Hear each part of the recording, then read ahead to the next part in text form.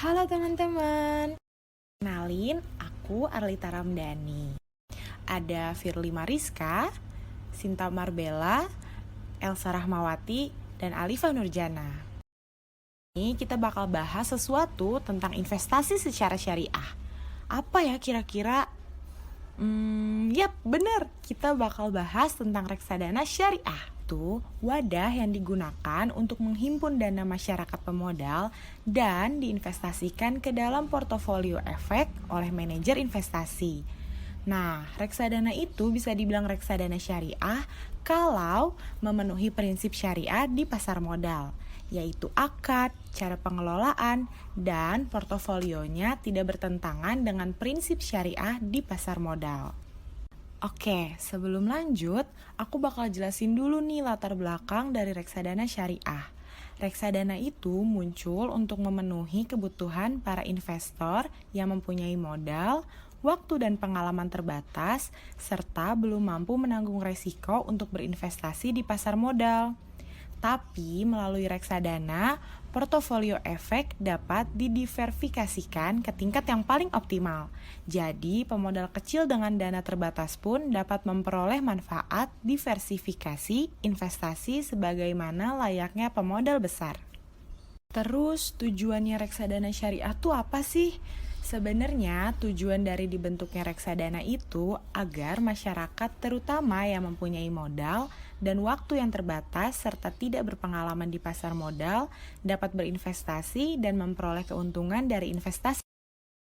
Oke, sekarang aku mau jelasin gimana sih mekanisme kerja reksadana syariah. Jadi buat kalian yang ingin berinvestasi di reksadana syariah, akan dihimpun dananya oleh seorang manajer investasi. Dan dananya akan disimpan di bank kustodian untuk selanjutnya diinvestasikan dalam beberapa efek yang sesuai syariah. Di antaranya bisa diinvestasikan di sukuk negara, saham syariah, sukuk korporasi, atau bisa juga di instrumen pasar uang syariah dan efek. Nah, nantinya para investor akan mendapatkan return atau imbal hasil dari investasi tersebut. Lalu, siapa saja sih pihak-pihak yang terlibat dalam reksadana syariah?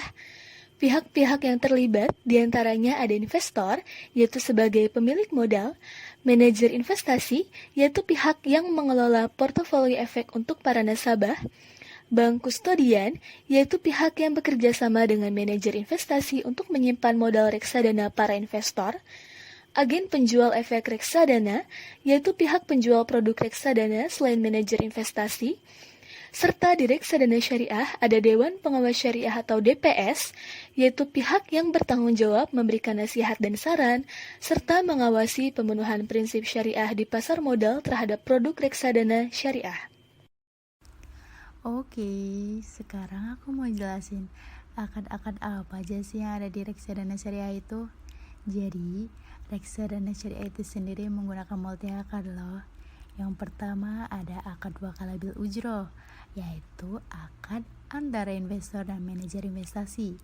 Yang kedua yaitu akad buy atau jual beli, yaitu akad antara manajer investasi dan broker. Broker itu apa? Broker itu perantara ya. Dan yang ketiga ada akad mudharabah, yaitu akad antara manajer investasi dan pengguna investasi. Pengguna investasi di sini yaitu bank syariah ya.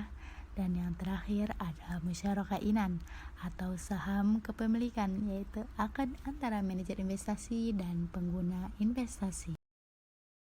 Selanjutnya yaitu jenis-jenis reksadana syariah. Kalian bisa tebak ada berapa jenis-jenis reksadana syariah itu? Banyak sekali.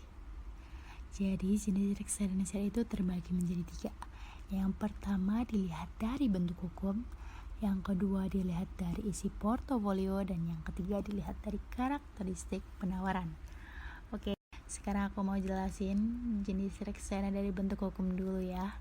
Yang pertama yaitu ada reksadana syariah berbentuk perseroan, yaitu emiten yang usahanya untuk menghimpun dana dengan menjual saham, lalu selanjutnya hasil penjualan tersebut diinvestasikan ke berbagai jenis efek. Lalu yang kedua ada reksadana yang berbentuk kontrak investasi kolektif, yaitu kontrak antara manajer investasi dan bank kustodian untuk mengelola investasi kolektif. Selanjutnya, Bagaimana sih mekanisme transaksi pada reksadana syariah?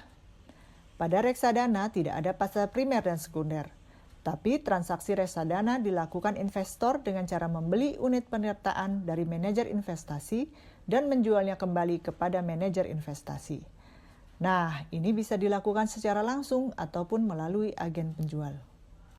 Transaksi reksadana syariah dibagi menjadi 3 bagian, yaitu pertama, pembelian atau subscription yang terdiri dari pembelian baru atau new subscription dan penambahan atau top up. Kedua, penjualan atau redemption, bisa disebut juga pencairan. Ada redemption fee yang bertujuan agar investor tidak sering melakukan penjualan atau pencairan. Yang ketiga, pengalihan atau switching, berguna untuk memudahkan pemindahan ke reksadana yang baru. Thank you guys for watching this video.